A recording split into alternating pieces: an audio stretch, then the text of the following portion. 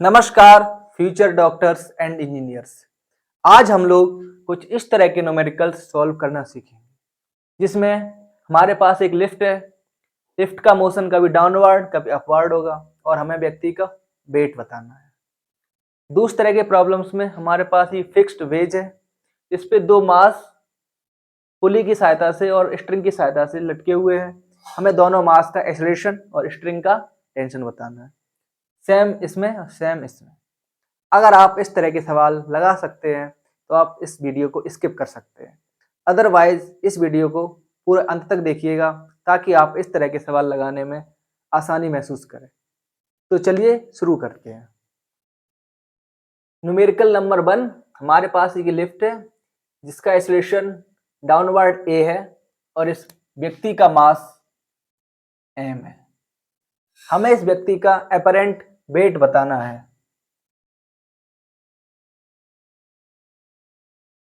तो सबसे पहले समझते हैं कि अपरेंट वेट होता क्या है। देखिए, हम सभी को ही पता है कि ग्रेविटी हमारे पास हमारे ऊपर m इंटू जी का ग्रेविटेशनल पुल नीचे की तरफ लगा रही है, लेकिन ये वेट हमें तभी महसूस होता है जब हम रुके हों। लेकिन अगर हम मोशन में हैं या किसी एक्सीलरेटेड मोशन में हैं, उस कंडीशन में हमें अपना अपरेंट वेट केवल नॉर्मल की सहायता से पता चलता है। जितना हमें नॉर्मल महसूस होता है उतना ही हमें अपरेंट वेट पता चलता है, उतना अपरेंट वेट महसूस होता है। तो सीधी सी बात है कि इस कंडीशन में जो हमें अपरेंट वेट निकालना है, तो ये अपरेंट वेट क्या होगा? ये अपरेंट वेट नॉर्मल की वैल्यू होगी जो कि वो पर्सन महसूस करेगा। ठीक है, ओके, लेट्स स्टार्ट। तो सबसे पहले क्या करेंगे? हमने बताया था पिछले लेक्चर में कि हम लोग सबसे पहले फ्री बॉडी डायग्राम बनाएंगे। अब ये है हमारा इंसान, मान लीजिए अमित। इसका मास कितना है? m। तो इस पर ग्रेविटेशनल पुल लगेगा m इंटू जी। नॉर्मल किधर लगेगा? अपवर्ड डायरेक्शन में। नॉर्मल मान लेते कि n है। अब ये लिफ्ट के साथ आ रहा है, लिफ्ट आ रही है ए एक्सीलरेशन से नीचे, तो ये भी आएगा किससे? ए एक्सीलरेशन से नीचे। अच्छा, ये ए क्या है? ए फोर्स नहीं है, ए एक्सीलरेशन है। हमने सिर्फ ताकि हम लोग भूल ना जाएं इस वजह से इसको लिखा हुआ है। बाकी हमारे दोनों फोर्स, वेट का फोर्स mg और नॉर्मल n यहाँ पे लिखा हुआ है। ठीक है, अब देखिए कि हमें नॉर्मल की वैल्यू निकालनी है। अब बॉडी नीचे आ रही है तो सीधी सी बात है, कौन सा फोर्स बड़ा होगा? mg। तो हमारी इक्वेशन क्या बनेगी? हमारी इक्वेशन बनेगी mg minus normal is equal to, ये फोर्स है, फोर्स बराबर क्या होता है? Mass into acceleration. अब इस अमित का मास कितना है? m और इसका एक्सीलरेशन a, m इंटू ए। क्या यहां से हम n निकाल सकते हैं? बिल्कुल, देखिए कितना सिंपल है। n क्या हो जाएगा? n चला जाएगा इधर, m a माइनस इधर, m g minus m a is equal to n। थोड़ा और अच्छे से लिखें तो हमें मिल जाएगा n is equal to m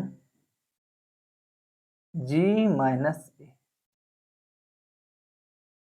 अब n क्या है? नॉर्मल रिएक्शन, और मैंने आपको बताया कि नॉर्मल रिएक्शन ही क्या होगा? Apparent weight. n is equal to क्या होगा? Apparent wait. क्लियर है? अब देखिए, g की वैल्यू तो ज्यादा है a से, राइट? तब तक हमें क्या, कुछ ना कुछ एक फाइनाइट वैल्यू में नॉर्मल रिएक्शन मिलेगा, जिसकी वजह से हमें एक नॉर्मल रिएक्शन की वजह से हमें एक अपरेंट वेट मिलेगा। अब मान लीजिए ये लिफ्ट नीचे आने की बजाय ऊपर चली जाए, राइट? अब उस कंडीशन में क्या हो रहा है? हमारा ए का डायरेक्शन बदल जा रहा है। अब ए क्या है? ए एक्सीलरेशन है, और एक्सीलरेशन का डायरेक्शन बदलने पर हम लोग क्या करेंगे? माइनस ए कर देंगे, राइट? तो अगर मान लो हमारी लिफ्ट ऊपर जा रही होती, मान लो ऊपर जाने लगे ए के एक्सीलरेशन से, तो क्या होगा? अब हमारे पास हो जाएगा ए की जगह माइनस ए, राइट? अब देखो यहाँ पे ए है, ए के साथ क्या आ जाएगा? ए की जगह आ जाएगा माइनस ए, राइट। यहां पे माइनस ए क्या करेगी, माइनस माइनस प्लस आ जाएगा और हमें यहां पे मिलेगा एम जी प्लस ए, राइट। अब देखो जी में ए की वैल्यू प्लस हो जाएगी तो अब हमें अपरेंट वेट ज्यादा महसूस होगा। तो सीधी सी बात है, जब हम लिफ्ट से नीचे आ रहे होंगे तब हमें अपना वेट कम महसूस होगा और जब लिफ्ट से ऊपर जा रहे होंगे तब हमें अपना वेट ज्यादा महसूस होगा। यहां तक क्लियर है। आप इस जो रिजल्ट को आया है अपने डेली एक्सपीरियंस के साथ मैच करके देख सकते हैं, राइट। देखिए फिजिक्स में हमें यही करना है, हमें हमेशा जो भी न्यूमेरिकल आया है उसको अपने एक्सपीरियंस के साथ, अपनी इमेजिनेशन के साथ मैच करके देखना है कि क्या जो हमारा एक्सपीरियंस है वो उससे रिजल्ट मैच कर पा रहा है या नहीं। अगर कर रहा है तो मान के चलिए आपका आंसर 100% सही है। ठीक, अब चलते हैं नेक्स्ट प्रॉब्लम की तरफ।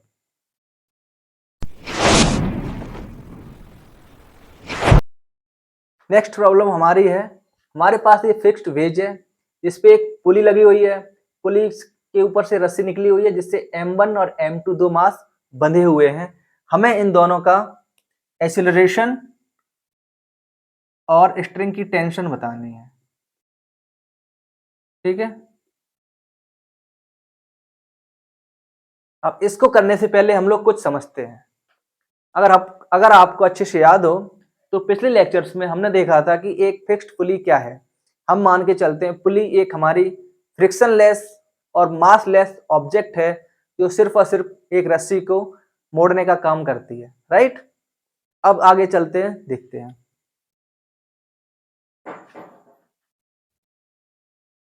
देखिए कभी कभी पुली हमारी अगर सवाल में दिया हुआ है तो पुली का मास भी हो सकता है और पुली का फ्रिक्शन भी हो सकता है। बट इस तरह के सवाल हम लोग जब डिफिकल्ट क्वेश्चन सॉल्व करेंगे वहां पर देखेंगे। अभी के लिए हमारी पुली मासलेस और फ्रिक्शनलेस है, राइट। तो चलिए शुरू करते हैं। अब देखिए इस कंडीशन में हमें बनाना होगा दोनों ही मासेस का फ्री बॉडी डायग्राम, राइट। अब ध्यान से देखिए,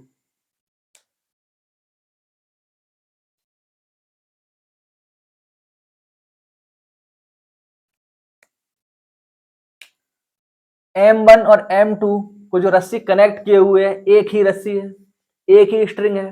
एक ही स्ट्रिंग में क्या होगा, एक ही टेंशन होगी क्योंकि हमारी जो स्ट्रिंग भी है वो भी मासलेस स्ट्रिंग है और क्या है, साथ ही अनस्ट्रेचेबल है, राइट। तो स्ट्रिंग में टेंशन क्या होगी, same throughout the string, right. इन बातों को याद रखते हुए, ध्यान में रखते हुए हम लोग बना रहे हैं फ्री बॉडी डायग्राम। अब देखिए ये हमारा मास M2, इस पे स्ट्रिंग का टेंशन किधर लगेगा, इस डायरेक्शन में। स्ट्रिंग का टेंशन हमेशा अबे फ्रॉम द बॉडी लगेगा, राइट। ठीक, इसका खुद का मास किधर होगा, डाउनवर्ड डायरेक्शन में। एम मास के द्वारा जो ग्रेविटेशन पुल है mg, राइट। अब देखिए इसका नॉर्मल इसके परपेंडिकुलर एन।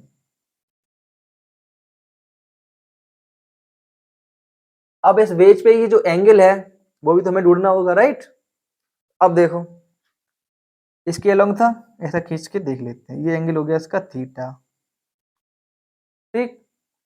अब ये दोनों परपेंडिकुलर थे तो एक डॉटेड लाइन बनाते हैं। अब देखो ये थीटा, इसको ध्यान से देखो, एक्सटेंड करने पे ये राइट एंगल ट्राइंगल बन रहा है, राइट। तो this plus this 90, this plus this 90, ये एंगल कौन सा मिल जाएगा हमें, हमारा थीटा। क्लियर है, यहां तक कोई डाउट किसी को, कोई डाउट नहीं। इसी तरह से हम दूसरे मास M1 का फ्री बॉडी डायग्राम बनाते हैं। अब देखिए ये हमारा M1, इसमें देखिए इस पे जो ग्रेविटी द्वारा फोर्स लग रहा होगा वो डाउनवर्ड, राइट, M1G। दूसरा फोर्स इस पे लगाएगी क्या, स्ट्रिंग, किधर, अपवर्ड, T। यहां तक क्लियर है। अच्छा अब देखो इसका मास तो mg लग रहा है और हमें दिख रहा है इसका मोशन क्या होगा, इस तरह स्लैंट प्लेन पे। तो सीधी सी बात है, हमें इसके कुछ जो फोर्सेस हैं इस डायरेक्शन में जो भी हो सकते हैं उनका कंपोनेंट निकालना होगा। क्लियर है? अब देखो ये mg है, हमें पता है कि किसी भी वेक्टर का बेस के साथ जो कंपोनेंट होगा वो किसका cos थीटा वाला होता है। तो ये क्या हो जाएगा, ये कंपोनेंट क्या हो जाएगा, ये हो जाएगा इस तरफ mg cos थीटा। क्लियर है?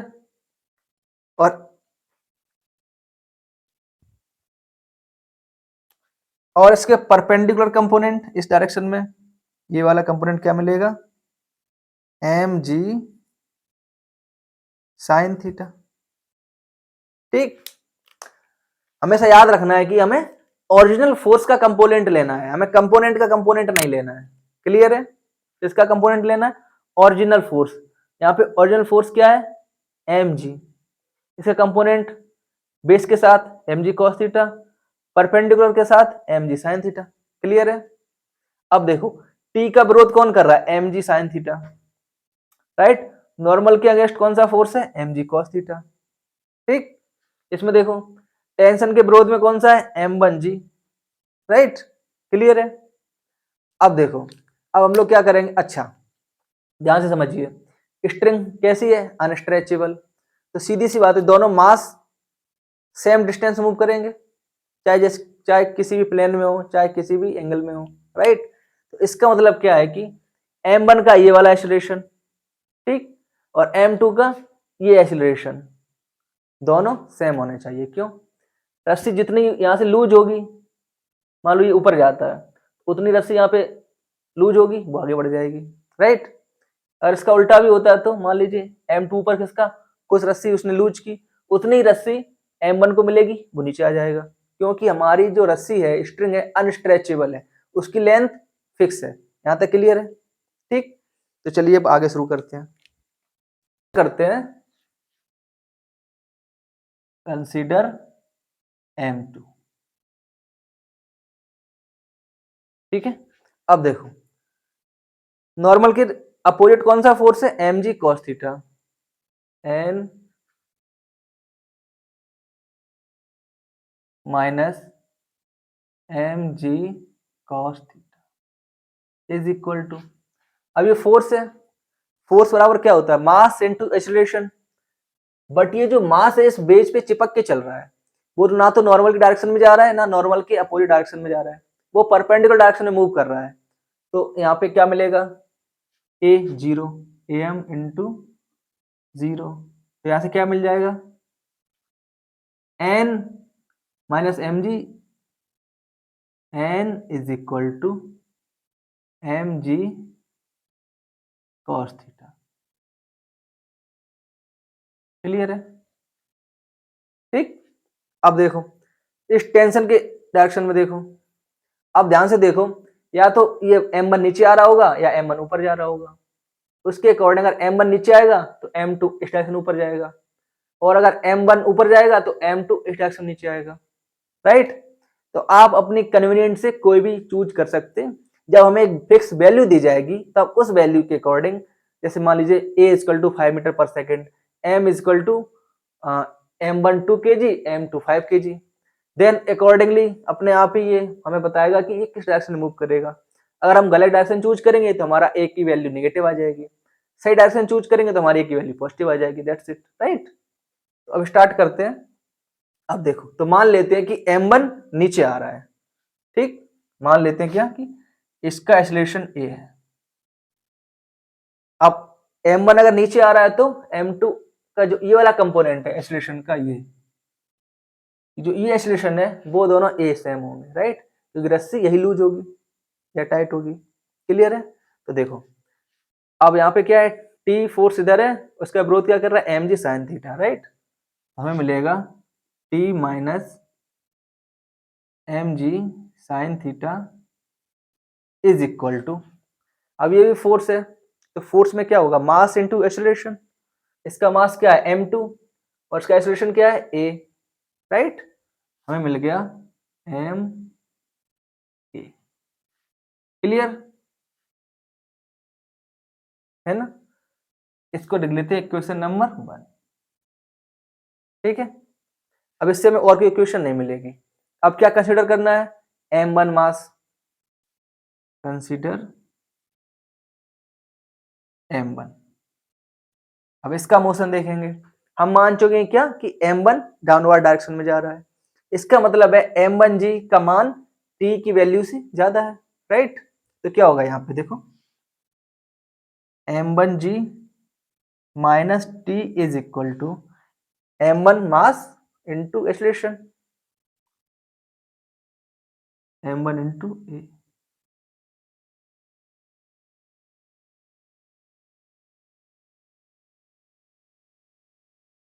ठीक है, सॉरी मैं यहाँ पे 2 लिखना भूल गया था। ओके, इक्वेशन m2 वाली थी तो m2 लिखा हुआ है, m1 की m1 लिखा।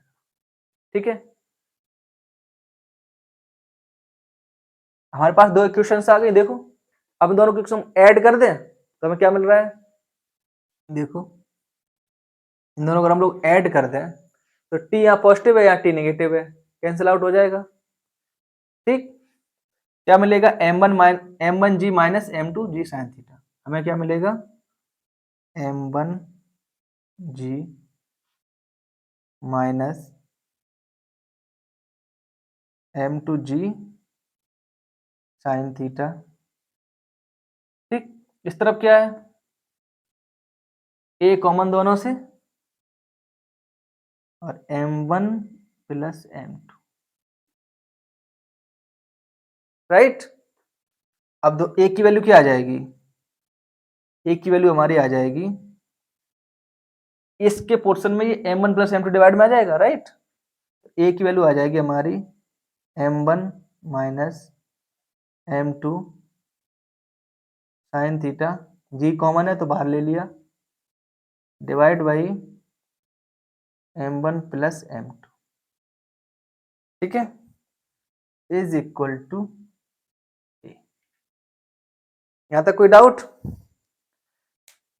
आई होप नहीं होगा। तो अगर हम लोग कल की ट्रिक याद करें जो कि मैंने एक शॉर्ट्स में बताई थी, क्या है ट्रिक, क्या है कि नेट एक्सेलरेशन क्या होगा, इस तरह की कनेक्टेड मोशन में जो हमारा फोर्स है, जो नेट फोर्स है किसी डायरेक्शन में, डिवाइड बाई टोटल मास। अब देखो, या तो बॉडी इस तरह मूव करती या इस तरह मूव करती, राइट। तो सिस्टम या तो ऐसे जाता या ऐसे जाता। ठीक, तो हमने माना कि m1 की तरफ सिस्टम जा रहा है, इस तरफ नीचे आ रहा है, तो इस तरफ का फोर्स कौन सा था, m1g।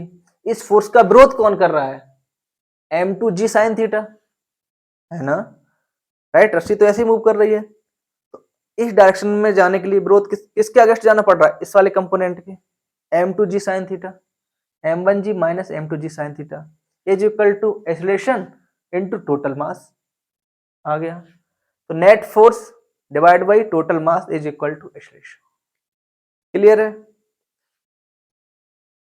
आई होप आपको समझ में आ गया होगा। अगर किसी को प्रॉब्लम है तो नीचे कमेंट सेक्शन में बता दीजिएगा। ठीक है, मैं कोशिश करूंगा कि अगले वीडियो में आपका डाउट सॉल्व कर दूं। Thank you. अब देखिए, टी आप निकाल सकते हैं, हमारे पास ए है, आप चाहे इस इक्वेशन को यूज कर लीजिए चाहे इसको यूज कर लीजिए, हमें टी की वैल्यू मिल जाएगी, राइट। क्लियर है, अब तो ठीक है, तो टी की वैल्यू निकालते हैं। सिंपल इक्वेशन कौन सी दिख रही है, ये वाली, राइट, है ना, क्योंकि इसमें हमें इसको ऐड करना पड़ेगा। बाकी आप चाहे जौन सी यूज कर सकते हैं, कोई दिक्कत नहीं है, आंसर दोनों से ही सेम आना चाहिए और आएगा भी।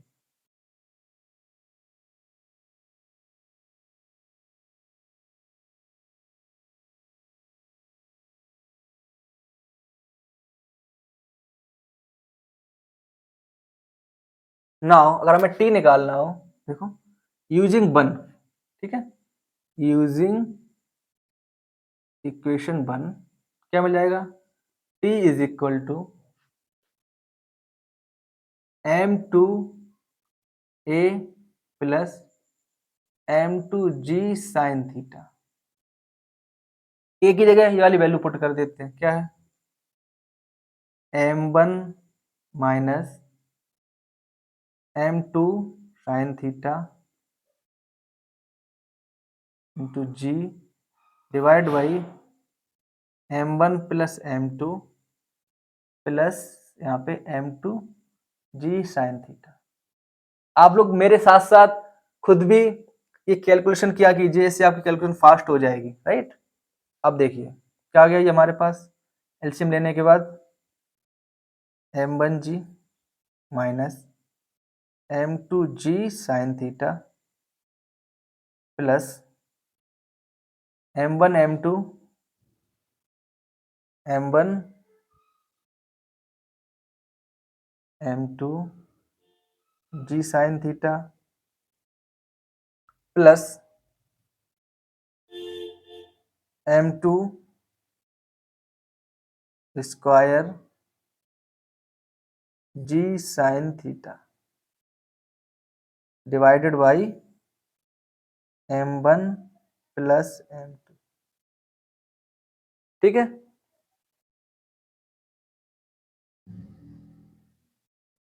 यहाँ पे m2 आना चाहिए था, राइट, क्योंकि मैंने मिस्टेक किया है m2 और यहाँ पे m2 का स्क्वायर हो जाएगा।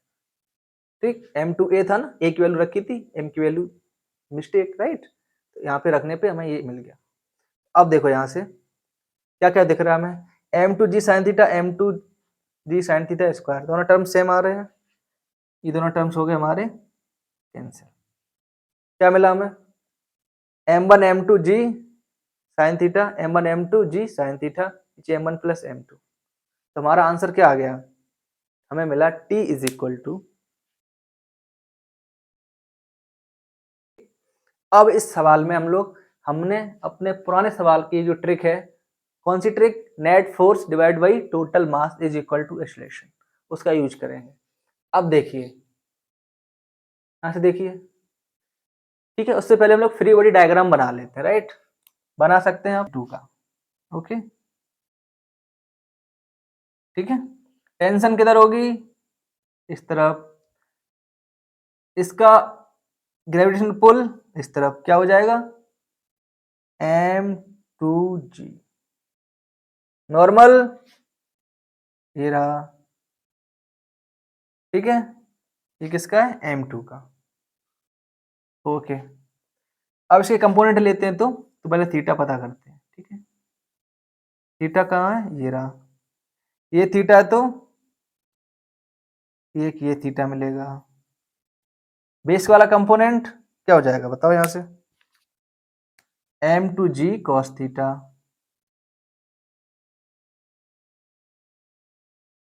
Perpendicular component m2g sine theta, clear है, राइट। सिमिलरली हम लोग m1 का निकालते हैं,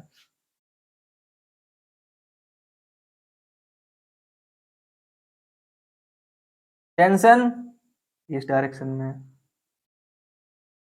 ग्रेविटी इस डायरेक्शन में, नॉर्मल ये रहा, क्लियर है। अब देखिए इसका भी कंपोनेंट निकालना होगा, राइट, ये वाला कंपोनेंट थीटा, और एक मिलेगा किधर, इस तरफ, बेस वाला कंपोनेंट क्या हो जाएगा m1g cos theta, perpendicular m1g sine theta, ठीक है, यहां तक क्लियर है। अब हम लोग फ्री बॉडी डायग्राम बना चुके हैं, क्या हम लोग इक्वेशंस लिख सकते हैं, बिल्कुल लिख सकते हैं, लेकिन अभी मैं सारी इक्वेशंस नहीं लिखूंगा, ठीक है। हमने अपने पिछले सवाल में एक की वैल्यू डायरेक्ट निकालने की प्रैक्टिस की है, ट्रिक सीखी है, कि क्या ट्रिक है, net force divided by total मास। अब देखो या तो m1 नीचे आ रहा होगा या फिर m1 ऊपर जा रहा होगा, अगर m1 नीचे आएगा तो m2 ऊपर जाएगा, क्योंकि हमारी स्ट्रिंग कैसी है, अनस्ट्रेचेबल, और अगर m1 ऊपर जाएगा तो m2 नीचे आएगा, राइट। अच्छा दूसरी बात, जब हमारी स्ट्रिंग अनस्ट्रेचेबल है तो क्या होगा, जितना डिस्टेंस m1 इस डायरेक्शन में अचीव करेगा उतना ही डिस्टेंस m2 इस डायरेक्शन में अचीव करेगा, राइट, क्योंकि स्ट्रिंग की लेंथ सेम ही रहनी चाहिए, वो अनस्ट्रेचेबल है, राइट। तो क्या हम लोग m1 m2 का एक्सेलरेशन डायरेक्ट निकाल सकते हैं, उसके पहले हम लोग मान लेते हैं कि जो हमारा मोशन है a है वो m1 इस डायरेक्शन में आ रहा है, ठीक है। m1 का a मान लेते हैं, ये रहा, ठीक। तो m2 किधर जाएगा, इस डायरेक्शन में, राइट। तो a मान लेते हैं, अगर ये इधर a है इसका, m2 का a किधर हो जाएगा। अब देखो a के डायरेक्शन में कौन सा फोर्स काम कर रहा है, m1 का g साइन थीटा। विरोध कौन कर रहा है, m2 का g sine theta. Net force क्या आ जाएगा, m1 g sine theta minus m2 g sine theta divide by total mass m1 plus m2, right. तो ये क्या हो जाएगा डायरेक्टली, ये हम लोग डायरेक्टली लिख सकते हैं F net divide by total mass m total. क्या हो गया ये, देखो a के डायरेक्शन में m1 g साइन थीटा, इसका थीटा क्या है, थीटा 2 है ना, यहाँ पे थीटा 2 लिख लीजिएगा, ठीक है। ये थीटा 2 है, इसका थीटा 1 था, तो 1 m1 g sine theta 2 minus m2 g sign theta 1 divide by m1 plus m2। ये क्या हो गया, इसका a। क्लियर है, राइट। अब देखो t बराबर क्या होगा, कोई भी इक्वेशन ले लो, देखो t इक्वल टू क्या हो जाएगा, यहां से देखो इसकी इसकी इक्वेशन देखो, यहां से हमें क्या मिलेगा, हमें मिलेगा t minus m2g sine theta 1 is equal to m2a, m2 into A. यहां से हम लोग t निकाल सकते हैं, बिल्कुल निकाल सकते हैं, राइट। निकालिएगा, तो हमें मिलेगी t is equal to m2a, इसमें m2 का मल्टीप्लाई कर दें डायरेक्ट, तो थोड़ा सा हमारे लिए इक्वेशंस इजी हो जाएगी, राइट। अब देखो यहाँ पे हम इसको m2a यानी कि यहाँ पे m2, अब क्या हो जाएगा m2 m1, यहाँ पे m2, यहाँ पे m2 का, ठीक है। अब हमारे लिए थोड़ा सा इजी हो जाएगा क्या, एडिशन करना।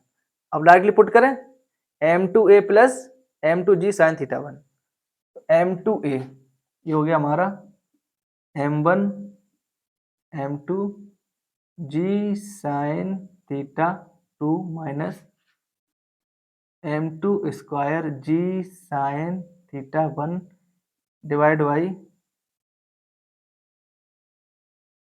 m1 plus m2 plus m2 g sign theta 1, तो क्या आ जाएगा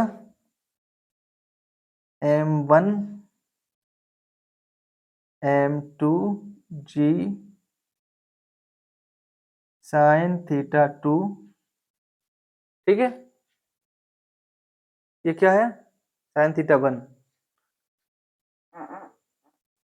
sign theta 1 plus m2 square g sign theta 1 divide by m1 plus m2। अब देखिए दोनों का एलसीएम सेम है, कौन सा टर्म कट हो जाएगा, m2 g sine square theta 1, right. Add करोगे तो ये वाला टर्म और ये वाला टर्म कैंसिल आउट, ठीक। क्या वैल्यू मिली हमें यहां से t की, हमें मिल जाएगा t बराबर, देखो m1 m2 दोनों में आ रहा है, g दोनों में आ रहा है, साइन थीटा की वैल्यू अलग है, तो क्या आ जाएगा हमारे पास m1 m2 g बाहर sign theta 1 plus sine theta 2 divide by m1 plus m2। Clear है, आई होप आप सभी को ये आंसर मिल गया होगा, ठीक है। देखिए हम जनरलाइज टर्म्स में इसलिए सवाल लगा रहे हैं क्योंकि अगर हम एक बार जनरलाइज लगाना सीख गए तो नंबर के साथ, मान लीजिए m की मास 5 kg 2 kg थीटा 1 30 40 60 व्हाटएवर, तो वो हमारे लिए बहुत आसान होगा, राइट। इस तरह से आप सवाल लगा के देखिए, उसके बाद आप सिंपल सवाल लगा के देखिएगा, जिसमें इसकी वैल्यू दी हुई हो, राइट। तुम्हारे लिए थोड़ा सा इजी होगा, ठीक।